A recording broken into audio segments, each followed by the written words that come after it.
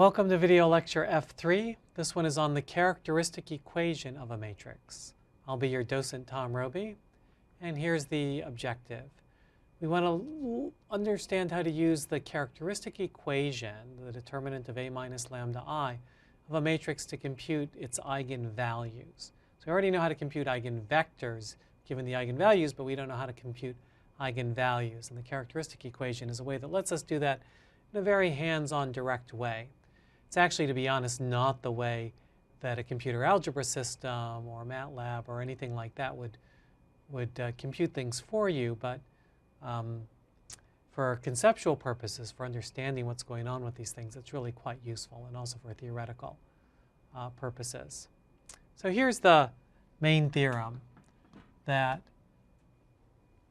says that if you've got an eigenvalue, well, an eigenvalue, all the eigenvalues of a matrix satisfy, they're the roots of the characteristic equation, which is given by, or the characteristic polynomial.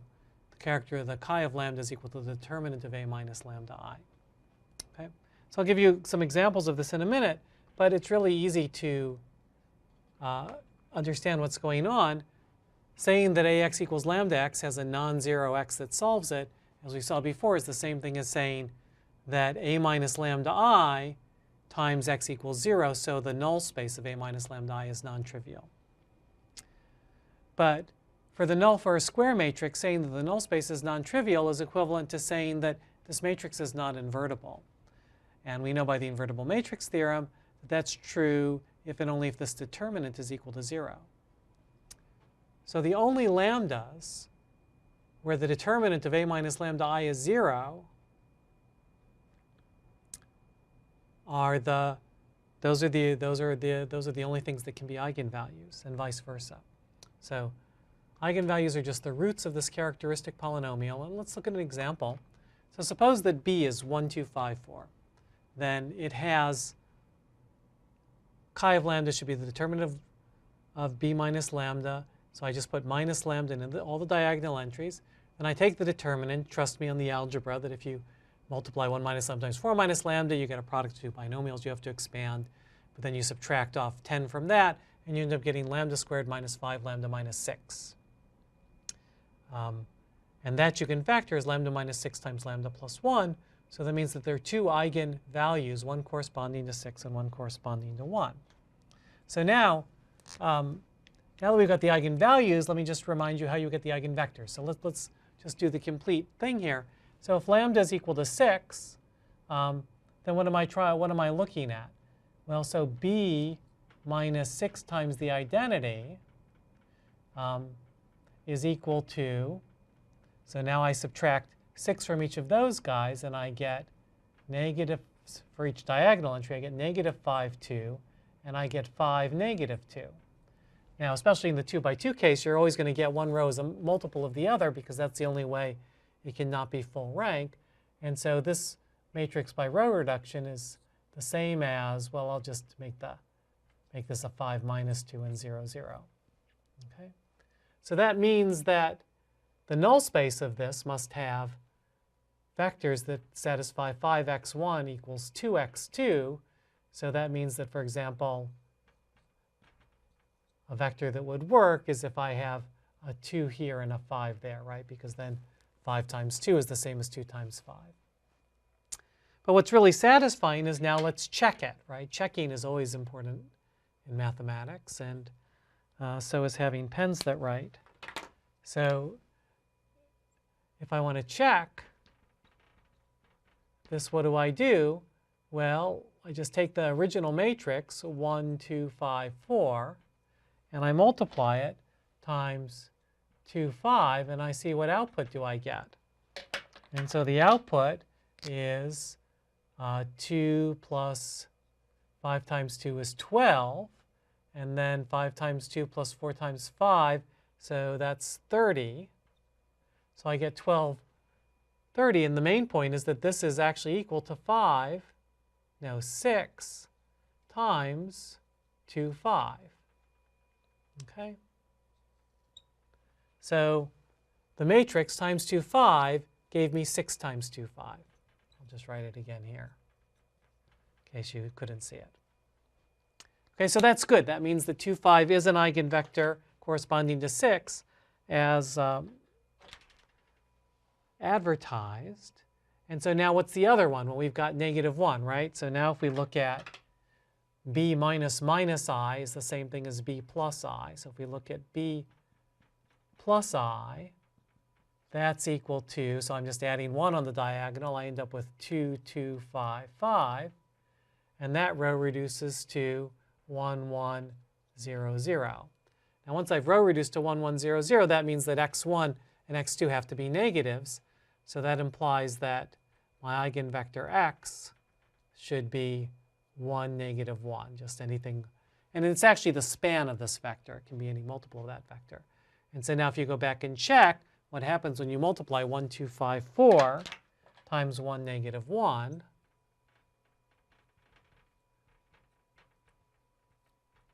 times 1, -1, well, you end up getting -1 plus 1. And that's indeed -1, the eigenvalue, times the eigenvector. Okay? So there's some good, simple examples that are worth understanding fully. Okay. How about this matrix R that we saw before? Remember, this was the one that rotated everything 90 degrees. So we decided that it didn't have any real eigenvectors, any real eigenvalues. But so what happens when we actually take a look at it? Well, this implies that chi of lambda is the determinant of, so now I have to subtract, so I'll have -1 here. Sorry, I'll have minus lambda, -1, 1, and then minus lambda, right? That for 2 by 2 determinant. And so that's going to be minus lambda times minus lambda is lambda squared, and then minus -1, right? So this is lambda squared plus 1. Okay, well, so that makes sense, right? Because an eigenvalue would have to be a root of this, so, but there are no real roots. So this would imply that lambda equals plus or minus I, but no real eigenvalues. Okay?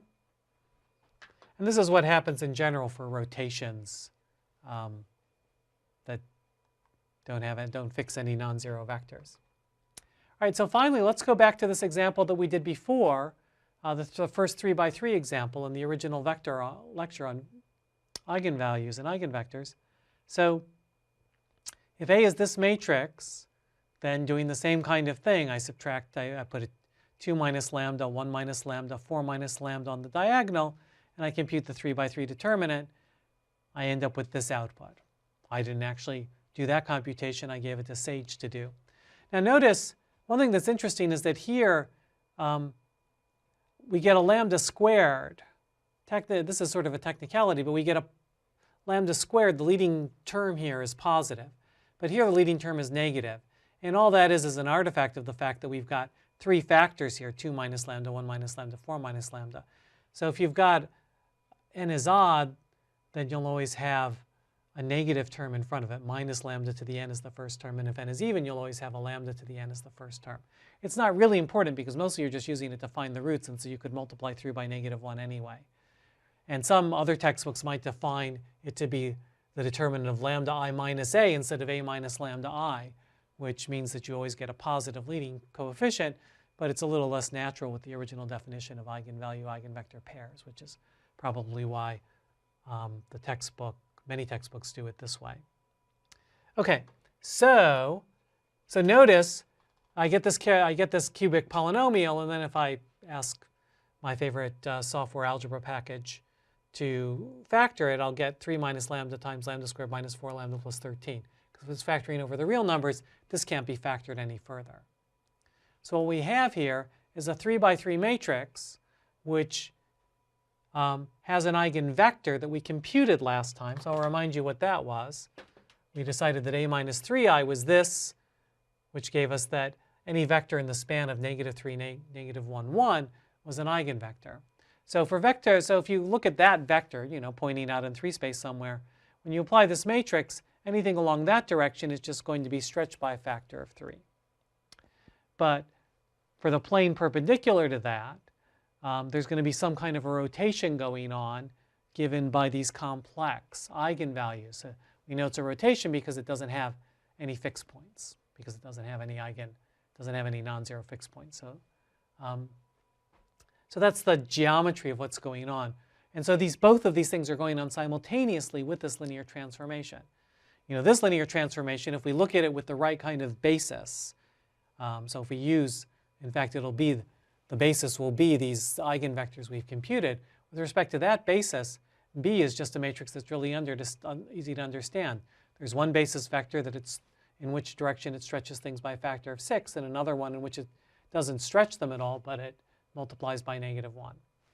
Right? Here there's something that's more complicated because some of the eigenvalues are complex. But we already know in general that we can't expect every matrix to have real eigenvalues. So it'll be a pleasant surprise when they do. And I think, right, so there's one more. All right, the last thing for this video lecture is to consider what are the eigenvalues of a triangular matrix. And they're hiding in plain sight because they're just the diagonal entries of the matrix, we'll see. So what happens? Here I've got a matrix which is upper triangular, everything below the diagonal is 0. When I take C minus lambda I, I'm only changing things on the diagonal, so it's still lower triangular. And now I want to take the determinant of a triangular matrix, and I know what that is. It's just the product of the diagonal entries. So here I'll multiply all these factors, 2 minus lambda, 5 minus lambda, another 5 minus lambda, and then minus 1 minus lambda, so I've combined them like this. And so now I have the characteristic polynomial, and it's already in its prefactored form. It's not like taking the determinant of a more complicated matrix. Even in a 2 by 2 case, you know, you have this product of two things that are like A minus lambda and B minus lambda, but then you have to multiply them out, subtract something off, and refactor. But if you have a triangular matrix, then you don't have to do that. You just get the matrix for free in factored form, and it's clear then that the roots of this characteristic polynomial are exactly the original diagonal entries. Okay? So this reasoning is completely general, and it proves the following theorem, which is that the eigenvalues of a triangular matrix are the diagonal entries of the matrix. You might notice in this case, since we've got a 4 by 4 matrix, we would expect to get lambda to the 4th, positive lambda to the 4th, to be the leading term, and that's indeed what happens because we get positive lambda squared from this, and this minus lambda multiplies with that minus lambda to give us the positive lambda squared that gives us the lambda to the 4th when we put it all together. Okay, so now you can also prove this theorem directly by analyzing when A minus lambda has a free variable for a triangular. So even if we didn't know about the characteristic equation, if you knew that A was a triangular matrix, just say you write something like A is A11, A12, A13, then a 0, A22, A23, 0, 0, A33. And that implies that if I look at A minus lambda I, what's that going to look like? Make sure I leave enough room. A11 minus lambda, A22 minus lambda, A33 minus lambda. And then here, I still haven't changed anything off the diagonal, so those are all still zeros. These are all still A12, A13, and A23. Okay, so in order to have an eigenvalue, I have to have a corresponding eigenvector. In other words, when I subtract this guy off, I have to get a null space that's non-trivial. So if lambda is not equal to any of these three things, then all three of these things will be non-zero. If they're all non-zero, then they're all pivots. And if they're all pivots, then the null space is trivial, and so I don't have any eigenvectors.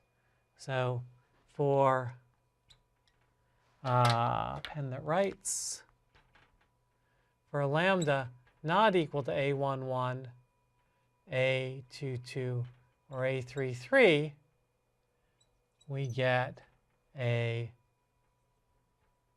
pivot in every row, in every column, So there's no free variables, so therefore the null space of A minus lambda I is equal to 0. Okay. Otherwise, if lambda equals one of these diagonal values, then we do get a non-trivial null space. And then once you've got that, then you know that it has to be that value has to be an eigenvalue. Okay, so for lambda equals A11 or A22 or A33, we do get a non-trivial null space. Okay, so we didn't actually need the characteristic polynomial to do that. Let's see, I'll write that here, a non-trivial null space. Okay, so that's it for video lecture F3. Thank you for your kind attention.